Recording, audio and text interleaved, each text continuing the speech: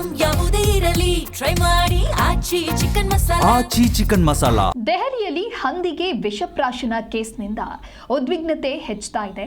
10 ದಿನಗಳ ಹಿಂದೆ ಸ್ಥಳೀಯ ಮುಸ್ಲಿಂ ನಾಯಕರೊಬ್ಬರು 200ರಿಂದ 300 ಜನರೊಂದಿಗೆ ಹಿಂದೂಗಳನ್ನು ಬೆದರಿಸಲು ಪ್ರಯತ್ನಿಸಿದ್ರು. ಅದರಿಂದ ಇಡೀ ಪ್ರದೇಶದಾದ್ಯಂತ ಆತಂಕ ಹರಡಿದೆ. ಹಂದಿಗೆ ವಿಷಪ್ರಾಶನ ಮಾಡಲಾಗಿದೆ ಅಂತ ಆರೋಪಗಳು ಕೇಳಿಬಂದಿದೆ.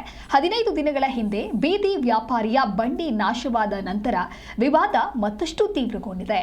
ಹಂದಿಯ ಸಾವಿಗೆ ಮುನ್ನ ಹಿಂದೂ ಸಮುದಾಯದ ಸದಸ್ಯರು ಪ್ರತಿದಿನ ಪೂಜಿಸ್ತಾ ಇದ್ದ ವಿಡಿಯೋ ಈಗ ವೈರಲ್ ಆಗಿದೆ. ಹಾಗಾಗಿ ದೆಹಲಿಯಲ್ಲಿ ಹಂದಿಗೆ ವಿಷಪ್ರಾಶನ ಮಾಡಿರುವುದು ಮತ್ತಷ್ಟು ಉದ್ವಿಗ್ನತೆ ಹೆಚ್ಚಾಗಿದೆ.